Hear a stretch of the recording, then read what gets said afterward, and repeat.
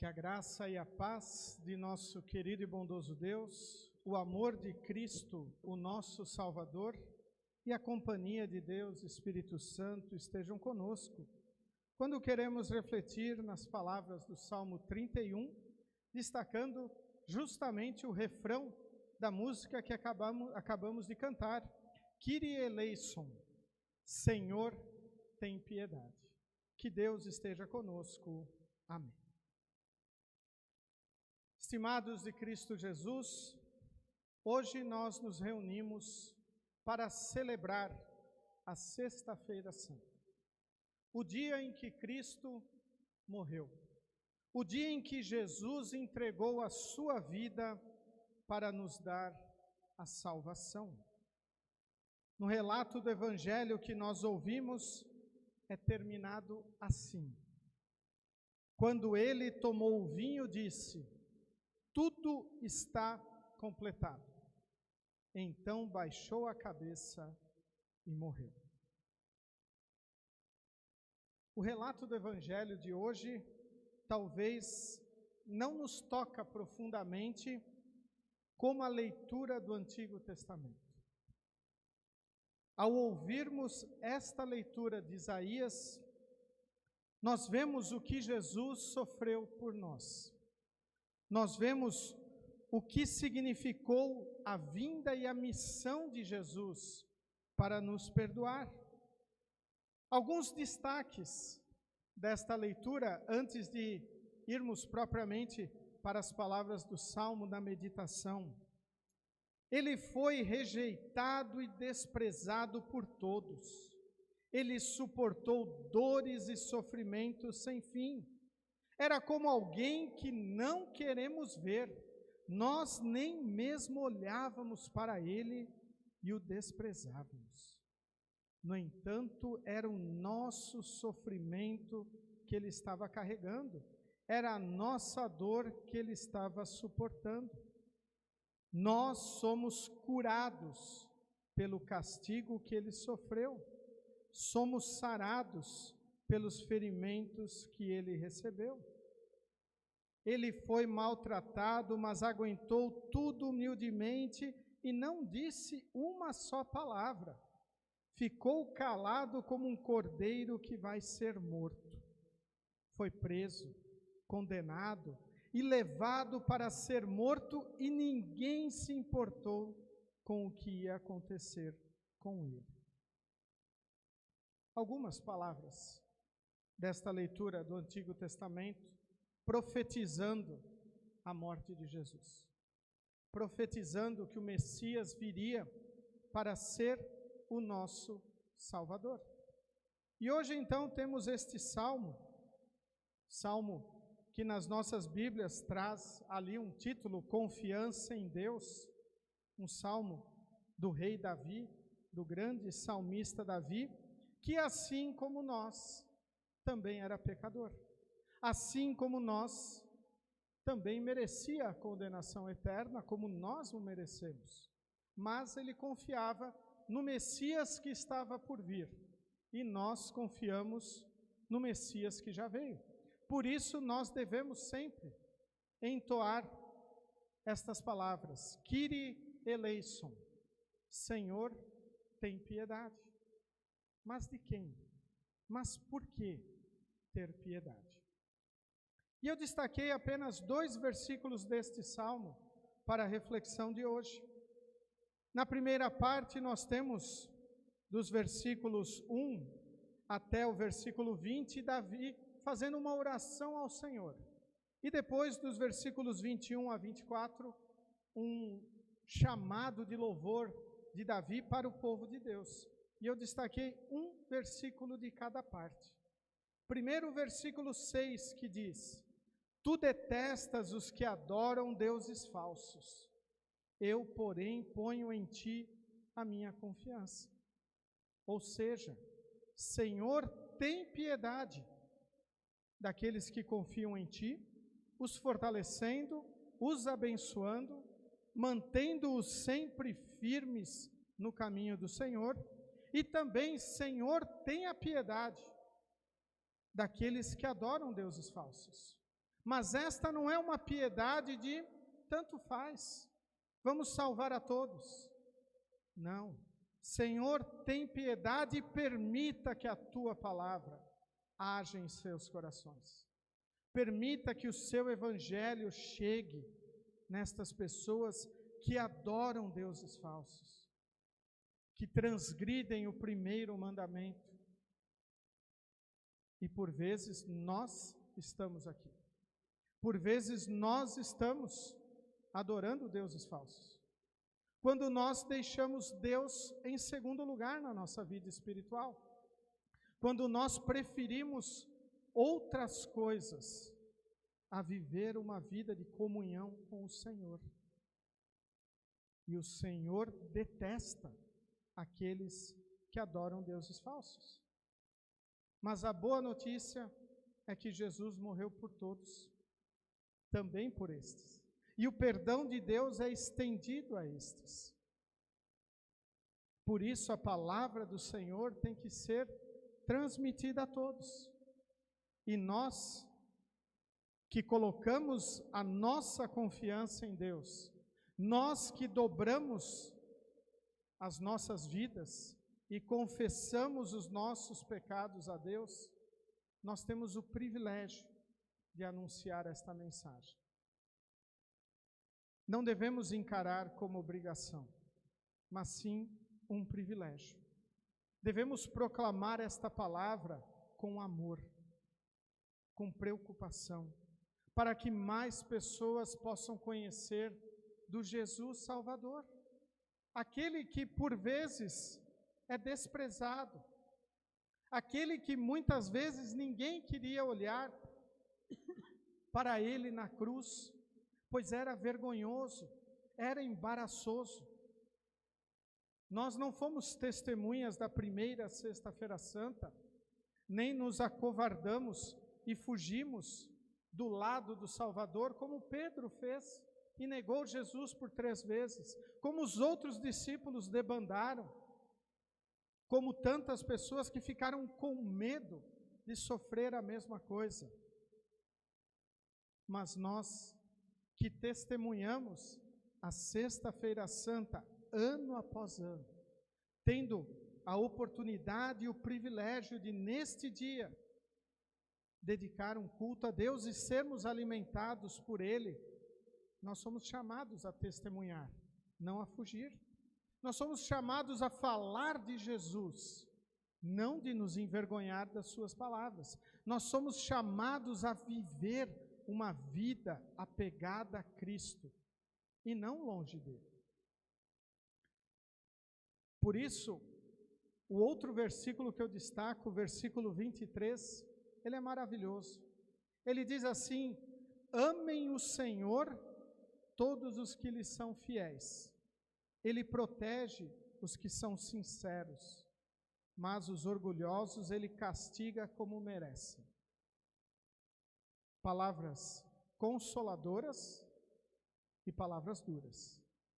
Consoladoras para aqueles que confiam em Jesus. Consoladoras para aqueles que depositam a sua confiança nele, que amam o Senhor, que são fiéis a ele, que reconhecem a sua necessidade do Senhor, do grande sacerdote, conforme escrito na Epístola aos Hebreus, aquele, novamente digo, que entregou a sua vida para nos dar perdão. Com o sangue que ele verteu na cruz, perdoou os nossos pecados. Uma notícia maravilhosa que nós ouvimos num mundo tão corrompido pelo pecado, pela morte, pelo sofrimento. Um mundo tão corrompido, dizendo que todos os caminhos levam para o mesmo lugar. Muitos até dizem, todos os caminhos levam a Deus. Não, somente o Salvador. Pois ele disse, eu sou o caminho, a verdade e a vida, ninguém chega ao Pai senão por mim. Muitos também dizem, o que importa é ser feliz, não importa como se viver. Mentira, a palavra de Deus nos diz que nós devemos viver a verdade, e a verdade nos libertará, e a verdade é obedecer a palavra do Senhor. Amem o Senhor todos os que lhes são fiéis. Amar a Deus acima de todas as coisas. Este é o primeiro e mais importante mandamento de Deus. E Lutero explica este mandamento com palavras maravilhosas, que nós devemos ter estas palavras decoradas em nossa mente. Devemos temer e amar a Deus e confiar nele acima de todas as coisas. E nessas todas as coisas estão incluídas as pessoas. Infelizmente, muitos depositam a sua confiança exacerbada em pessoas e esquecem do Senhor. E esquecem de ouvir deste Deus maravilhoso e colocar a sua vida nas suas mãos. Deus protege os que são sinceros, que reconhecem o seu pecado, que reconhecem a sua necessidade, a sua carência.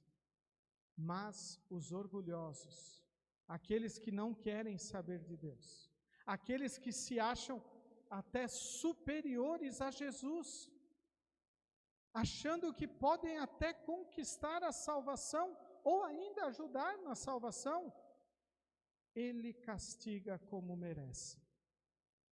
E nós sabemos que o ser humano merece o castigo eterno. É a condenação, é estar separado de Deus na eternidade. Por isso nós devemos, como o salmista Davi, clamar a Deus, pedir ao Senhor. E aqui neste salmo temos 20 versículos de clamor, 20 versículos de pedido, 20 versículos de querer uma ajuda do Senhor na sua vida, e 4 versículos de vida santificada, de vida de testemunho. Num dos versículos ele até diz: fiquei com medo e pensei que ele havia me expulsado da sua presença. E este versículo me chama muito a atenção. Será que nós já sentimos medo de estar longe da presença do Senhor?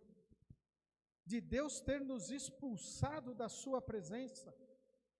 E isto significa não ter a certeza da salvação eterna. Nós devemos ter muito medo de estarmos longe do Senhor. Nós devemos ter muito medo de nossa fé esmorecer, de nós deixarmos de crer em Jesus, de nós sermos medrosos como aqueles que abandonaram Jesus no momento da sua crucificação. Isto nós devemos ter medo. Mas devemos também, da mesma maneira, ficar extremamente corajosos e confortados quando nós temos a presença do Senhor em nosso meio, na palavra, no batismo, na Santa Ceia, aonde o Senhor vem a nos fortalecer, assim como quando Ele apareceu para os discípulos, algo que nós vamos meditar com mais profundidade no domingo, mas após a sua ressurreição, e fortaleceu-os, renovou a esperança deles, dando-lhes a certeza de que sim, Ele é o Messias, Ele é o Salvador, o único e suficiente Salvador, o Cordeiro Divino, que nós refletimos ontem na ceia pascal, que deu a vida para nos dar perdão. E nós ouvimos, mudo, não falou uma só palavra, não disse nada, e mesmo assim caminhou para a morte. Uma lição também para nós, que por vezes pensamos que temos que falar, temos que responder, temos que, ou melhor, não levarmos desaforo para casa, até quando nos criticam na nossa fé. Por vezes temos que ser como o Senhor, quietos, mas testemunhar. Dizer, Kyrie eleison, Senhor, tem piedade. Senhor, tem piedade daqueles que perseguem a tua igreja. Senhor, tem piedade daqueles que menosprezam o teu amor. Senhor, tem piedade daqueles que fizeram um juramento perante o altar, perante a pia batismal, e não cumprem este juramento. Senhor, tem piedade daqueles que foram como o fariseu, que disseram, não preciso de perdão, ou que apenas confessaram seus pecados da boca para fora. Senhor, tem piedade quando nós transgredimos a tua lei. Senhor, tem piedade quando fraquejamos, quando temos vergonha, quando colocamos outras coisas no teu lugar, quando preferimos outras coisas a estar na tua presença, quando a nossa agenda não é dominada pela tua palavra, mas sim orientada pelos inimigos, pelo diabo, pelo mundo e pela nossa própria carne. Inimigos estes que querem nos fazer estar longe do Senhor, que querem nos expulsar da presença de Deus. Queridos, e Cristo Jesus, quando nos reunimos para este culto, quando estamos celebrando, sim, celebrando a morte de Jesus, nós não estamos tristes, nós não devemos chorar, nós não devemos estar enlutados, nós não devemos pensar que este é um dia de sofrimento, de tristeza, de dor, muito pelo contrário, este é o dia da vitória. Jesus morreu para perdoar os nossos pecados. Jesus entregou a sua vida para nos dar vida. E nós nem merecíamos isso. Mas Ele fez por amor, porque nos ama, porque nos quer ao seu lado, porque nos quer salvos. Eu, porém, ponho em ti a minha confiança. Confiamos no sacrifício de Cristo? Temos Ele como nosso único e suficiente Salvador? E quando nos fazemos esta pergunta, temos que pensar: qual é o propósito da nossa vida espiritual? Qual é o propósito da nossa vida aqui neste mundo? Será que eu estou aqui para buscar a minha salvação, fazer coisas boas para agradar o Senhor, querer cumprir os seus mandamentos e dizer, como aquele fariseu, olha, Senhor, sou perfeito? Ou o nosso propósito está em fortalecer a salvação que o Senhor nos deu? Fortalecer algo que recebemos quando pequenininhos na pia batismal, quando recebemos através da sua palavra a fé, quando Deus nos converteu do caminho da escuridão e nos deu a salvação, e então fortalecer isso.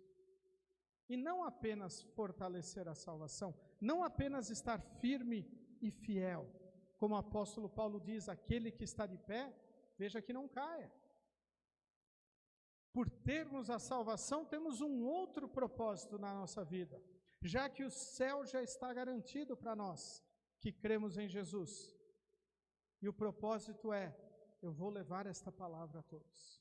Eu vou anunciar este amor de Deus a todos que estão ao meu redor, para que eles também creiam em Jesus como seu Salvador, para que eles também confiem em Jesus como o seu Salvador pessoal, para que eles também amem o Senhor de todo o coração e sejam fiéis a Ele, não dividindo a sua vida com outros senhores.